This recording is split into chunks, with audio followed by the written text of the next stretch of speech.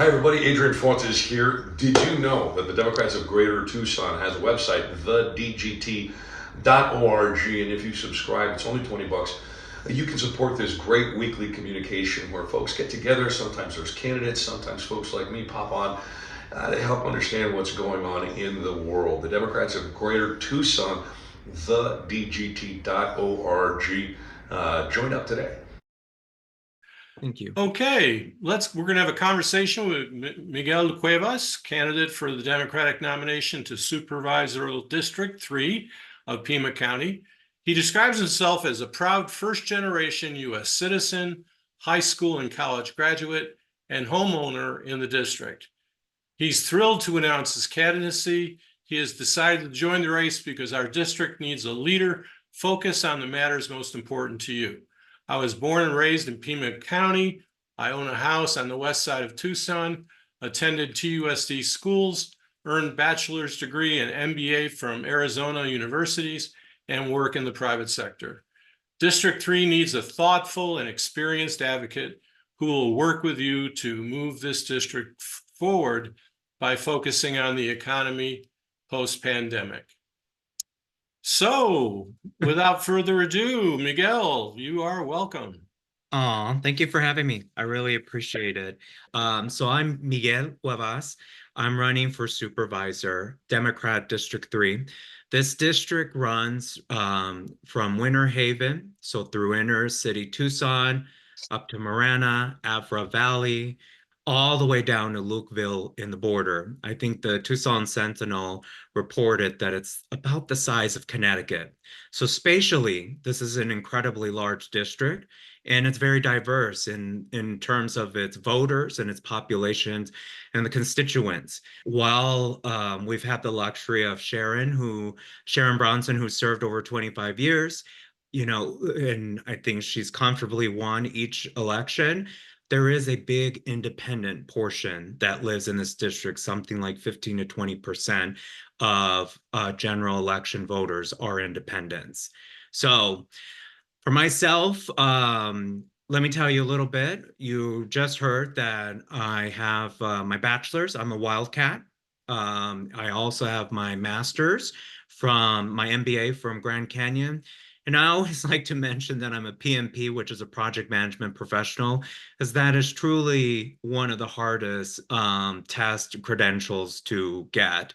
And so they'll help you understand who I am by trade, where I'm an analytical, a planner.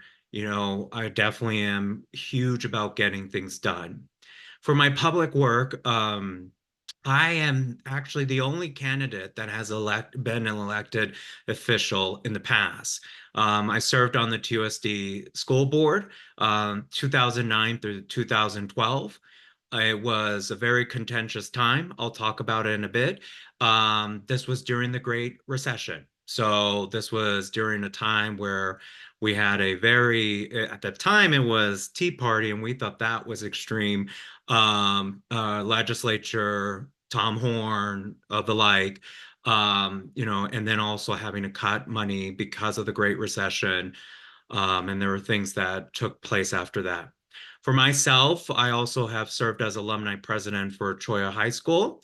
That's where I graduated. I've been on the EF board as well. So, and also 19 years in the private sector.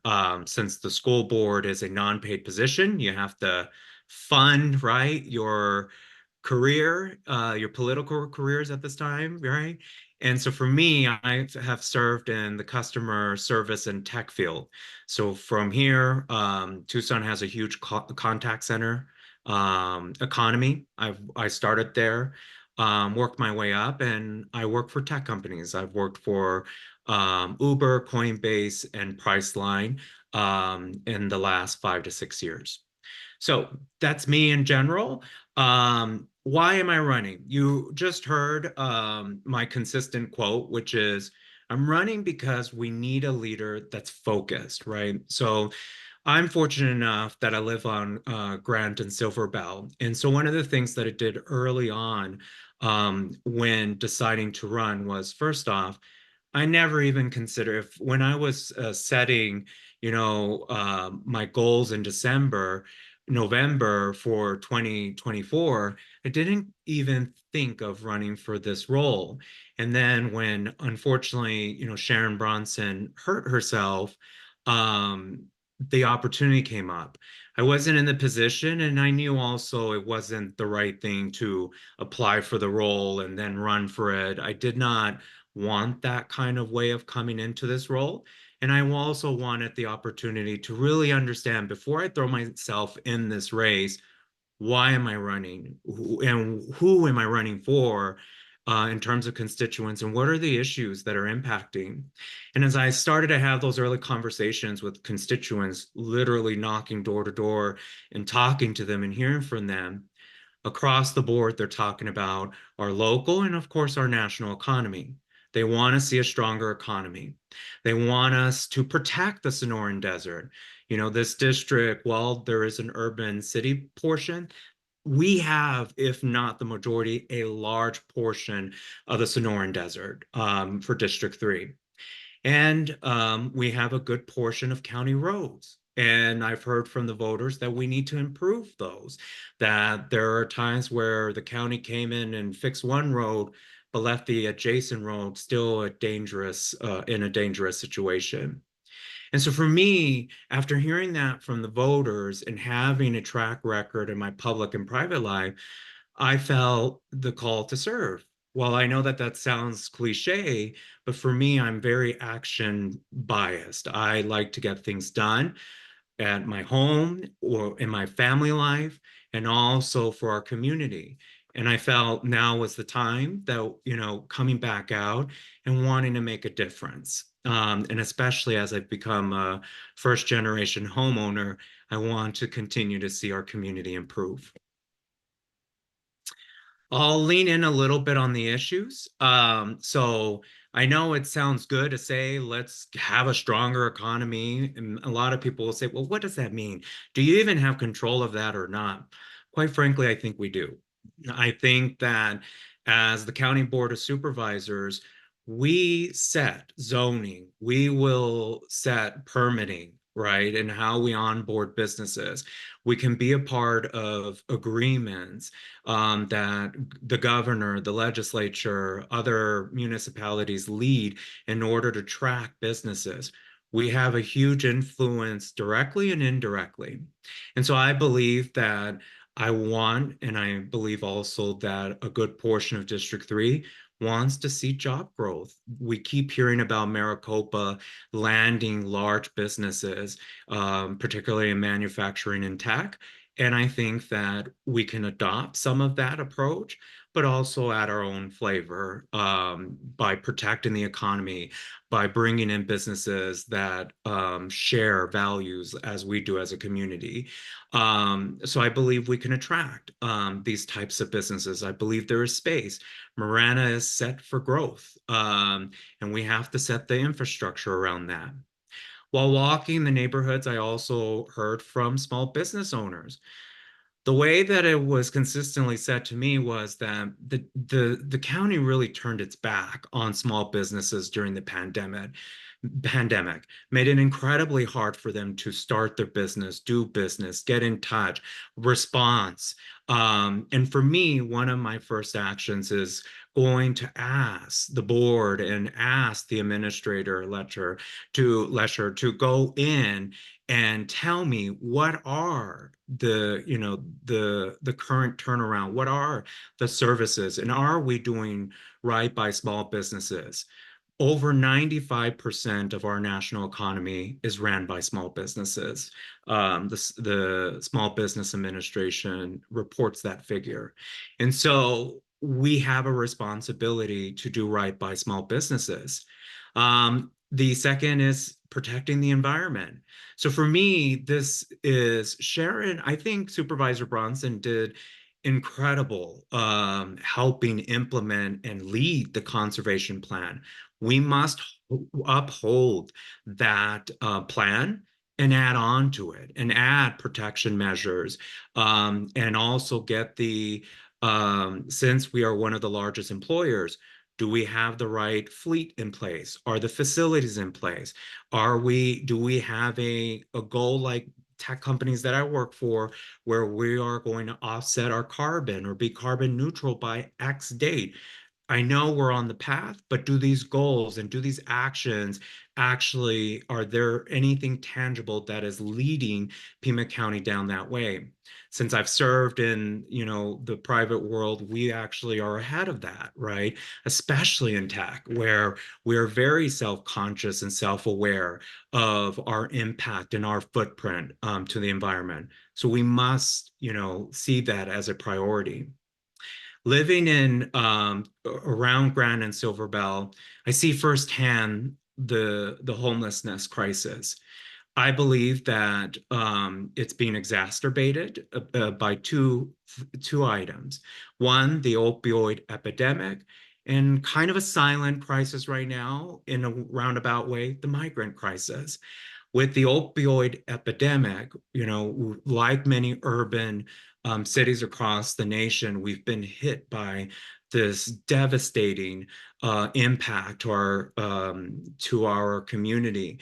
And I strongly believe that this opioid epidemic was a cause by corporate greed. And I know Biden and his Justice Administration are working hard to not let that bankruptcy settlement go through. And for my part down here, it's a matter of how do we pick up the pieces? I love the idea of the Housing First initiative. I want to continue those type of initiatives. I think the city is doing city of Tucson is doing a phenomenal job, nation leading efforts to get those unhoused in a housing situation, providing multiple resources. I want us to double those efforts. I think the most important thing, having seen a different addictions in my family, is we want to help those that want to be helped, and we have to make sure that those resources are in place. For the migrant crisis, I call it silent because we just averted a dangerous path in March or April, where the national government funded the housing for asylum seekers and migrants that are migrating to the United States.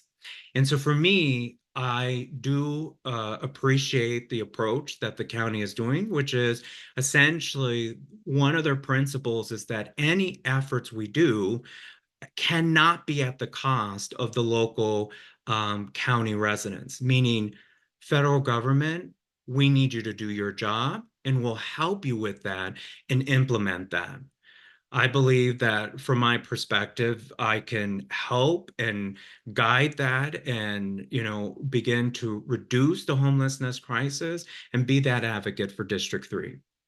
Finally, with county roads, I want to strongly advocate in general to the RTA and the county that we've put suburbia and rural parts on the back seat, back burner, and we need to reprioritize county roads, get them out of a dangerous situation. We have to be consistent on our funding, not just during election time we increase the funding, but we continue to build that infrastructure, incorporate the guidance that Joe Biden has given us with the Transportation Act, and also supporting the reauthorization of the RTA. I believe that all roads lead to Tucson, and we should take care of each road equally as important as the urban portion of the roads. So I'll pause because I know that was a lot before I go on. Any questions, or we're good? I feel like I'm amongst good company. I respect your organization tremendously. And so for me, my experience is a blessing and a curse, let's say. The blessing is I'm the only elected official that the only former elected official that is running in this race. That's incredibly important because when it comes to budget setting, policy making, those don't always translate well from the nonprofit sector or the government sector or from the private sector. It's a very different setup. And so a part of it is I also want you to know as a supervisor how I will lead, how I will communicate with you. I won't shy away from my decisions. I will, if I make a certain decision and you all want me to come back and talk on it, I'll do that. You have my word. And I definitely want to start that off with today. There are some controversies that have followed me, right? The first one is you'll hear some members of the community that just will flat out say that I banned ethnic studies. And so I think that context matters, right? So first off, when this ethnic studies issue was happening, first off, we were dealing with the Tea Party legislature, superintendent of schools, attorney general, and governor. And so there was always an anti-TUSD sentiment. At that time, the legislature wanted to pull a lot of TUSD's funding, or desegregation funding, and which was at that time worth 50 or $60 million. And so they found a vehicle in a way to kind of get back at TUSD, and that was through a very, in my opinion, racist approach, which was telling us, overstepping their authority and telling us to have ethnic studies, not have ethnic studies classes. And the threat at that time was a 10% withholding of fund. And during that time, we were reducing $100 million from TUSD's budget. At that time, TUSD's budget was $500 million. We were set to lose about 25% of our budget in the span of 2 years. And with the organization being 90% our salary and benefits, over 70% of students are minority students, over half are free and reduced. Any money that's being taken away from TUSD matters, had an impact, very detrimental. And TUSD really was facing bankruptcy. It was not in a good place. And it was a pivotal moment. And so for myself, seeing all these things in that moment, what I realized was when my former colleague, Judy Burns, passed away, and the appointment of Dr. Sugiyama happened, I realized that I was no longer in the swing position and this program was going away. And so for me, what I decided to do was I felt that, if that program was going to be taken away, it was going to be mired in controversy. The legislature would do everything in its power for it to not come back, and withhold our funding still. All these things were going to happen. And the political calculation at that time for me was I'm a servant leader. I believe in serving every kids, every school. And at that time, I made a decision to compromise with the majority. And I said, I will go along with this vote if we put language to bring it back. And so we suspended the courses in order to be compliant with whatever state law they dictated. And I also knew, based on legal advice, that this was going to be drawn out in court. And it was, right? The decision affirming ethnic studies didn't come until about 5 to 6 years after that. And, the district was not in the position to lose another 10 to $20 million, as it was already trying to stave off receivership by the state or bankruptcy. And so for me, I made that compromise with the intentions of it coming back. If you go back to the recording, you'll hear me say that. And today, and right after that, myself and my fellow board members, we directed Dr. Petticone and said, you must put it in our curriculum. You must return it. And also there cannot be any degradation of ethnic studies services to our students, our minority students. 12 years later, ethnic studies is here, and also so is the multi-academic studies. And for me, you can look at the record. I made some of those early decisions to bring it back and to fund it. And you can reach out to Dr. Petticone, fellow board members, and see. That is the fact, and I'm here owning that. Miguel was about to read it himself, but yeah, Craig Markin asked in the chat from an economic and environmental perspective, what's your position on the I-11 proposed through Avra Valley? I don't support it, so I'm aligned with Pima County, the Pima County Board of Supervisors. Part of my tenet is to protect the Sonoran Desert, and I don't believe that putting this interstate in the middle of Avra Valley is the right thing to do. Barbara Warren's question is, what are you going to lead? What specific actions to address? She wants to know what specifically you're going to do as a Pima County Supervisor to address climate change. She says there have been 2 or 3 climate action plans, but she's not sure what has been implemented. What do you plan to get done? What do you see as a possibility to get done? Yeah, I believe in science. So climate change is real. And I think that we need leaders like myself on the board, and we do. We have a majority that realize and recognize that. So the first thing is, let's first talk about Pima County as an employer.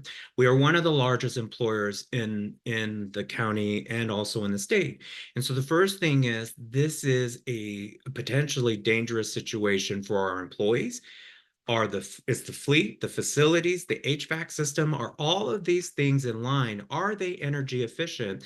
And while I would want an expansive study, I do believe that the answer is no, because the last time we upgraded or had some type of capital improvement bond was about 20 years ago. And so the first thing is, we've got to look at our footprint, look at our infrastructure, and put real plans in place and fund those, whether it's capital bond initiatives or however the board deems, in order to reduce our footprint, bring in energy efficient, put our employees out of harm's way. For the public, I think that, one, we continue cooling centers. I think that we're seeing the monsoon weather is doing something, right? We can tell it came a little early, it's coming and going. It's rhythm. It's something's going on. And while we're doing that, I do know that the areas that we're growing in, particularly out in Ahwahnkinney and in Vail, there are floodplains that are making it incredibly dangerous for those areas. We need to relook at those and determine, how do we mitigate? Do we have the right zoning in place? And I also believe that for private companies, we begin to partner with them and get them to also have goals in place in order to get to a carbon neutral footprint as well. So those are some, but that is how I would address that. I'm guessing Barbara would probably follow up on that. She hasn't typed back to me yet, but she did re-raise her hand. So I'm thinking she might want to know, as to hazards to employees, are you talking about extreme heat, and how would you address that specifically? Well, it's extreme heat and also the flooding conditions, or even these degraded buildings, potentially causing a harmful situation, the jail being one of them. So I think that, one, improving facilities. Do we have the right fleet in place, meaning cars, if our employees have to drive county vehicles? Do they have running ACs? Do they have the right measures in place to take breaks appropriately out of the heat or out of danger's way if the monsoon tends to evolve where it is? Okay. Well, Miguel, I have a question for you. Sure. At the debate, you mentioned that you were a major player in balancing a budget for TUSD. Yeah. And how did you do that? What line items did you cut? What revenue did you generate? Give us a little thumbnail. Yeah. So in the course of, I think it was 2 years, we had to reduce $100 million. And so the first thing was, we had multiple schools that were at 20% capacity, And at times there was, I believe when I went to Ritchie, for example, there was a teacher that was teaching kindergarten, first grade, second grade, third grade in the same classroom. It was not appropriate, right? That's not good for any learner in that situation. They didn't have counselors, librarians, even substitute issues, toilet paper, you name it. And so for us, we made the decision to consolidate our school district, and we reduced 20 schools. So that was one of the critical decisions that were made.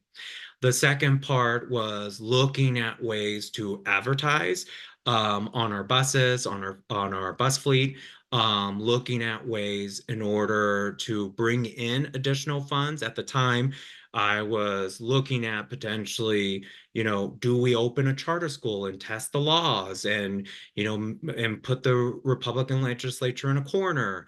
So I was looking at all those issues, but really it had to do with the amount of schools is how we reduce that. And the way you do that, one is the way we did it was through a very transparent process. It was painful, incredibly painful. And what we did was we sent out to all the school site councils their budgets and let them know, here's your budget. Here are the kind of federal state requirements. Help us make that decision, right? Help us, get to a point where we can reduce the millions of dollars that we needed to do. And then centrally, we cut a lot of positions. We shrunk the central administration salaries. We started with that first and then went to the schools. So those were some of the decisions that were made. Thank you. And how about a second question? What line item on the county budget are you just waiting to get your hands on?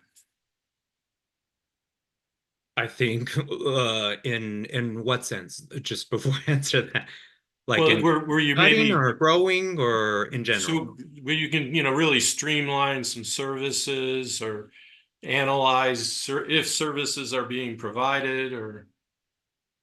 I think the first thing that I want to look at are two, right? The economy, what is our current agreement, with the economic driver, and see if they are actually driving, businesses.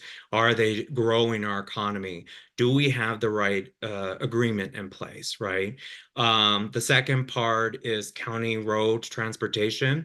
Well, I know that the county just increased it. What does it mean, right? Does it actually mean real change in terms of our roads, or does it just mean a patch-up job that's going to come loose after the next monsoon? So those would be two that I would get to work because I believe that they're the low-hanging fruit at this time. Great. Again, thank you. Susie Anderson has a question. Susie, it looks like you're unmuted, so go for it. Thank you. Miguel, about the Supreme Court rulings that homelessness is illegal. How, yeah, how would you deal with that? Since we do have, and they blame it on Biden. I saw in the news, and of course, I'm sure he had a lot to do with taking away everybody's houses and jobs. Right. But what would you do? Yeah, so I think that, of course, I do not agree with that opinion. I think that, I saw on social media, and I'm sure it's making its rounds, right, that essentially says that homelessness is a policy failure, right? That is a failure in our economy, in terms of policy, in terms of the way that we've set this out, and it's not a crime. And for me, before this Supreme Court decision, I started from a premise of, when I'm looking at issues like homelessness, that we've got to treat the homelessness population with the dignity that they deserve. And how do we get them and lift them back up? That's part of the reason why I'm a Democrat, is that while I've, progressed in my personal life, I want to help my my common brother and sister to get to the next level. And so for me, what I would say is you're going to see me do that type of guiding principle. I don't, as far as I know, it doesn't tie us from any interventions we're doing right now. The housing first, opioid interventions, the migrant crisis and funding that appropriately. So at this point, it's a lot to be said, but I think that from a Pima County standpoint, we should still be in a good place. It also depends on who's our next sheriff and who is our next county attorney. Because if we get, a Republican in place, they may interpret the laws in that direction in a very different in a different path. And for me, one, helping in the general election get a Democrat in the county, a supervisor, an attorney is going to be important. Getting the legislature to be blue or very purple, right? This go around is going to be incredibly important. Being as you just did a debate with us, thank you for participating, by the way. And some people who are going to watch this are also going to watch that debate. I was wondering if there's anything that you'd like to clarify or amplify from your remarks at the debate. I think that the important thing for me is that as a candidate for this race, one, I come with unique experience, right? I come with elected public experience, but also the private sector experience. And in it, so that means that I know how to set public policy. You heard me say that, TUSD has been out of the news in an incredibly good place. One, because we have good board members, but two, Judy Burns and myself, we worked on every policy. If you go in the policies and you look at last revised or last updated, you will see that in 2009 through 2012, Judy and myself had an initiative where we looked at every policy. And so TUSD being in an incredibly good place, it's not by accident. It was good decision making in terms of getting it financially right. I lost my reelection, and the candidates at the time said, we're going to undo all of his decisions of closing schools. Not one school was reopened, a broken promise by that ongoing board, because it was the decision that had to be made, right? It was unfortunate, but it was the right decision. And whether they'll say it was affirmed or not, TUSD is in an incredibly good place. I'm very, very proud of where it's at. If I could follow up on that, there's been a good deal of progress made in early childhood education, pre-kindergarten education by the current board. Do you have any views on how that program should continue, whether it should continue, should it be expanded, how will it be funded? Yeah, I think that, one, with early childhood education, the county has had to supplement, right, where our government, our national or state government has failed. And Sharon Bronson led that effort, right? You heard one of my peers running for this say that a majority of those that benefit are in District 3. And this goes to those that are economically disadvantaged, single households. I think that we continue that and look at ways to expand that. That is truly an economic development investment. Well, it doesn't pay dividends tomorrow. It pays dividends in 5, 10 plus years when we see a difference in our school system, when we see a difference in our next generation in our careers. From my observation, I wanted to go back to homelessness. Largely seems to be the result of greed upon people that buy, raise the rents, resell, get more money because now they're more valuable. I'm not saying that taxpayer money to create more housing is a bad idea. Do you have any thoughts on how we can get the people who benefited to kick in and spend some money to help us create more housing, because they really profited from it? And the other thought I had is there any federal money that's helping us to create more housing? Thank you. I would say from the federal side, there definitely is some, right, economic development that came from some of Biden's initiatives to help us grow, some of our project, really more attacking the homelessness crisis and our housing first. Some of that was funded through whether it's passed through the state or national. The second part is how do we, from a policy perspective, how do we disincentivize this behavior, right? And so if, for example, if someone is purchasing houses at a large rate, or if they're turning it into an Airbnb or some type of, peer-to-peer housing situation, how do we disincentivize that, right? We need to look at the tax rate. We need to look at, do That we should resolve it. do we have that authority to do that? And if we don't, let's get it. If we do, then we need to look at that. And that is going to be kind of essentially one way that the county can go after some of that behavior, right?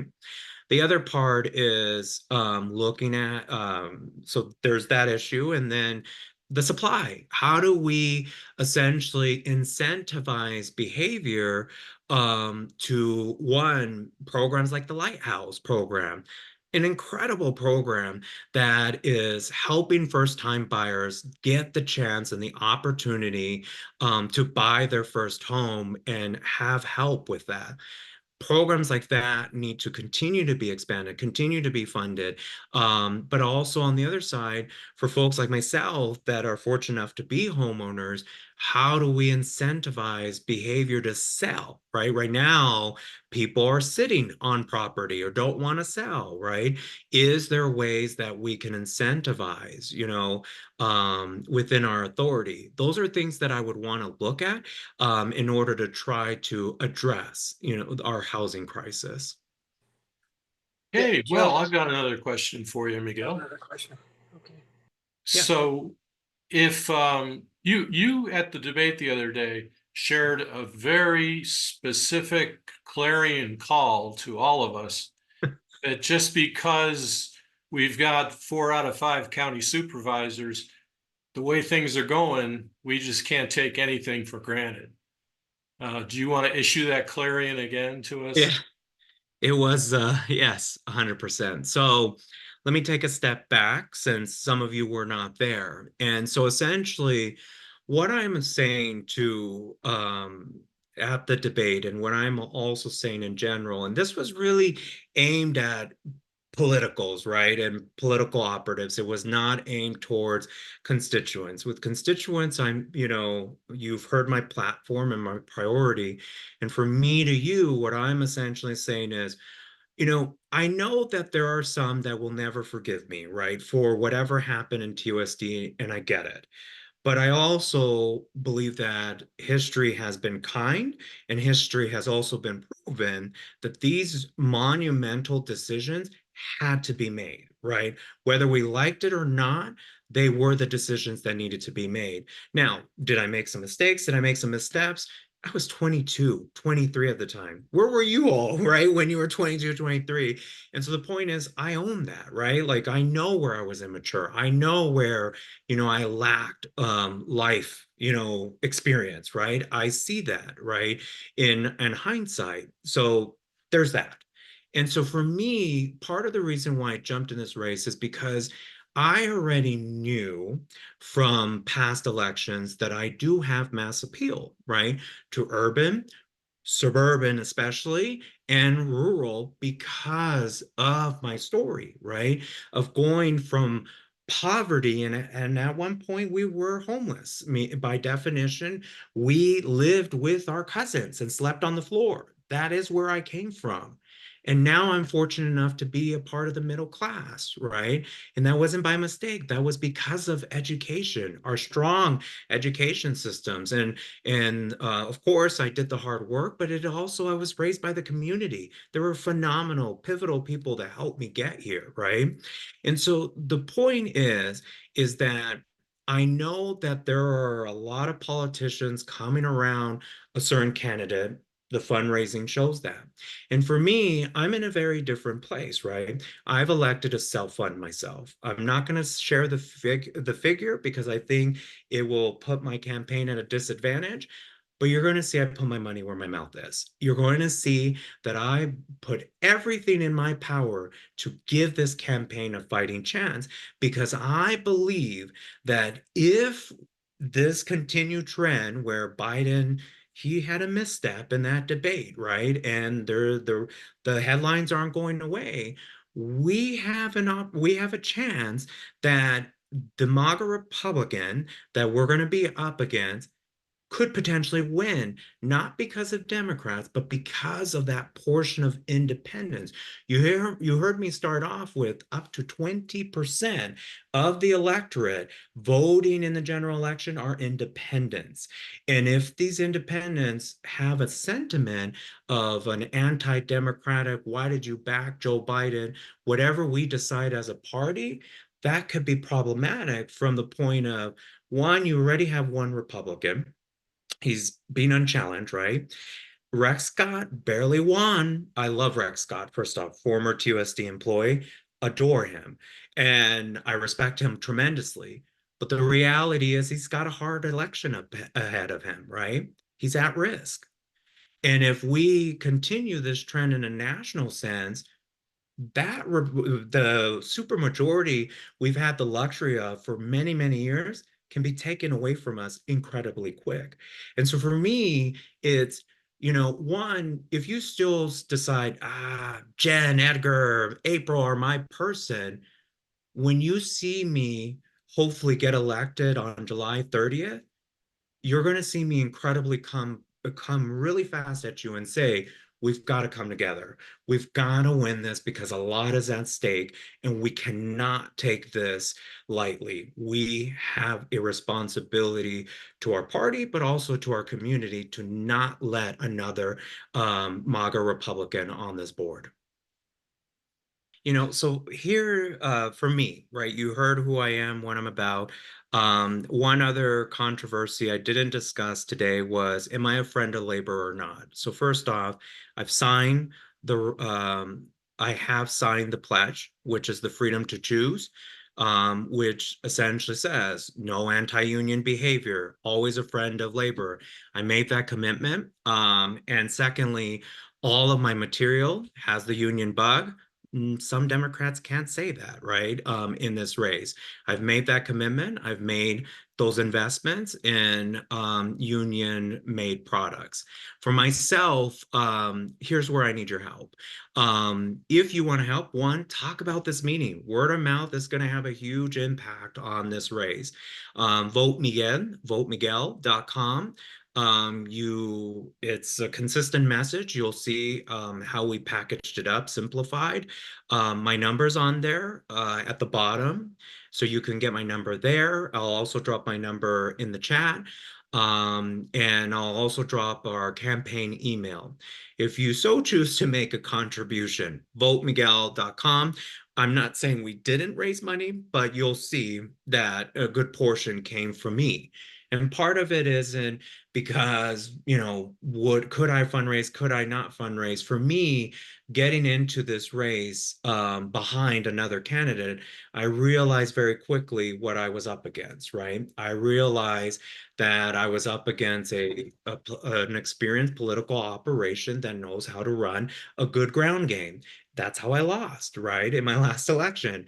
And so for me, I'm blessed enough to be able to fund my campaign. And I realize if I'm going to give this campaign a fighting chance, this is what's required. So it is, if you translate that as, favorability, I made a conscious decision and we did not fundraise. We went to the doors, started in January, and we've continued to knock on doors and have conversations. And so for myself, I'm very grateful to all of you for giving me this opportunity. VoteMiguel.com. I'll drop my information in the chat. I appreciate it. Wonderful. And Mike Bryan has a question for you. Yeah. But yeah, I just wanted to give you one additional chance before we close for today to draw any contrasts between yourself and the other candidates that you'd like to. give us some compelling reasons to vote Miguel rather than vote for another candidate. I think, when it comes to this, one, born and raised Tucson, I am Arizona educated, incredibly family oriented, and I think that I share a lot of values amongst you all and amongst this community. I've been able to travel this world. I have lived in Alabama for work and Phoenix for work, but I always came back to Tucson, right? Because one, we have one of the most beautiful places. And so I think that we share that. And if we can be successful with our economy and reduce homelessness and protect our pristine Sonoran Desert, what a win-win. And for me, from the get-go, I've talked about the issues. You'll see, just make a compare and contrast. Look at the websites, look at the literature. You're going to see a very buttoned up operation, right? You're going to see clear messaging, consistent messaging. And so for me, part of that is the experience, right? I've lost elections in my past. I know what's at stake. I know what it requires. From the beginning, I've been incredibly organized on how we do this. For myself, I'm the only former elected official. That matters. It's going to matter during the budget processing time. It's going to matter when complex issues that go against each other, like growing the economy and somehow not allowing them to build in the desert. It's going to take an experienced leader that has done these type of decision making and sticking to their values. And for me, I have made that commitment to you as a stakeholder or constituent that the values I shared here are the ones that I will lead with in this term. Also, I come from the private sector. It's going to matter because a majority of District 3 work in the private sector. And so it is going to be incredibly important that someone that resonates and speaks to our blue collar and to those that work in different professional settings have an elected leader that they feel that represents them. And for myself, I didn't work at a community college or a nonprofit. I've been laid off. I know what that means. I know what it looks like day one. You're thinking you have a job and the next day you don't. These are the real issues right now that are facing our constituents. And I think it's incredibly important to put the next supervisor that has that experience. So thank you. Okay, Mike, any other questions? Not seeing any, Joe. Okay. Well, thank you so much for being a candidate, being with us today. All your answers were very thoughtful, and sharing your experience has been very enlightening. And I also appreciate you're willing to be open and get things out on the table, and I really appreciate that as a candidate. So we're going to have your two running mates there. They're going to be with us soon, so don't be afraid to watch the videotape. Oh, no, not at all. I'm not, I won't be. And in fact, I may be on to cheer them on. Also, thank you for creating the space, right? Safe space to have honest, thoughtful conversations. I really appreciate that. Yeah, a lot of folks have worked hard over the years with the Democrats of Greater Tucson to provide, a wonderful opportunity for the candidates. And we really appreciate you, Mike, and we'll see you later. Cool. Take care, everyone. Hey everybody, it's Senator Mark Kelly. As all of you know, Arizona Democrats have had a lot of important wins over the last few years. We won 2 U.S. Senate races, and we delivered Arizona's electoral votes to President Biden and Vice President Harris. We elected Governor Katie Hobbs, Secretary of State Adrian Fontes, and Attorney General Chris Mays. Now, those elections were close, and our victories mattered. Arizona Democrats from the federal to the local level have delivered real results for our state on critical issues like combating climate change, lowering prescription drug costs, protecting the right to vote, and preventing more restrictions on abortion access. The Democrats of Greater Tucson offers the opportunity to hear from elected officials and candidates about that important work and the issues that matter to them. That information will be invaluable as Arizonans head to the polls. So this election cycle, whether you're signing up to knock doors, make phone calls, or joining the Democrats of Greater Tucson to hear from and speak to Democrats in our area, please know that your voice matters and we need you on this team. Thank you.